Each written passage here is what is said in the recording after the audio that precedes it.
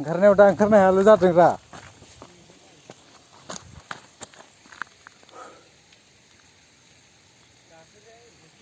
हो होमबालाय बेजों ओंखारसै फाग्ला दा थैगोनलाय नङाबा जा गिबाय आङो ग्रेनेड मबाइलाव गब्लांबा मोनगोनलै दा बायदियाव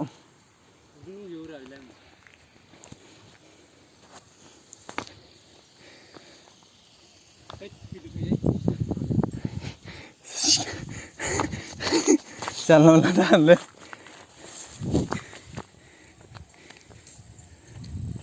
हो हो ओरैबो दंबावो माथो देलाय नेबो सेर दे बेयाव दा सेर जेरावबो बेयावल' सेर दे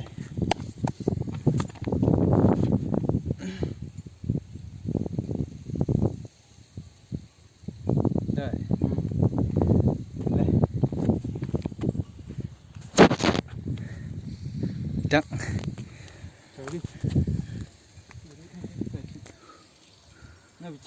बेजों थांनो हानाय नङालै गिलु बालु फाग्ला हजोंथ' बेजोंनो होनलायबाय गावनो फैलाय बैजों थांसैथ' गिलु बालु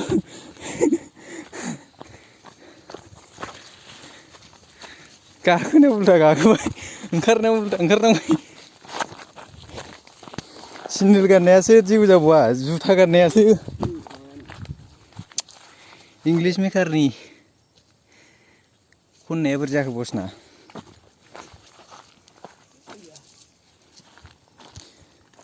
नै मावासो गोबाव बोरैबा मोसौसो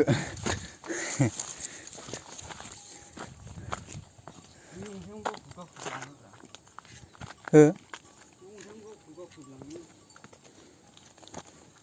रलै लासै ओंखारनो गिलु बालु मोनलायलांबाय आङो हालासो मालाबा हाजो गाखोफेरदों आयौ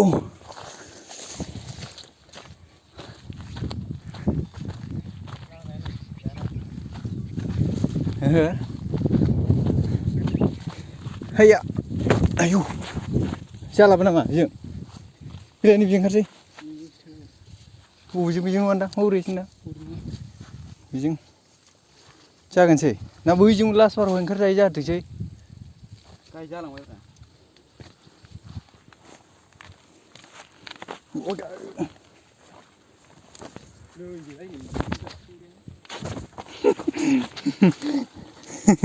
नोंना रं साइडजों ओंखार गाखोन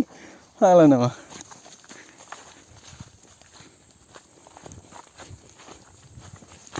हरसे थाफैनांगोनलै बेवहाय केम्पिं खालामनानै बेजों लट अफ फटिसो दङ नै खिग्राफोरसो दङ बेजों गाखोग्राया खिन्थु बे नङा सावथुन दं नामा Head south toward Chittagong Laturi Pahar Road.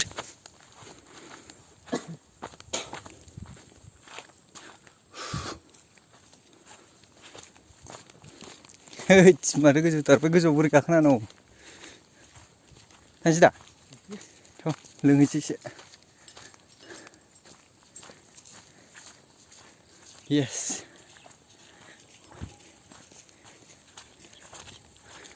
फाग्ला मानसि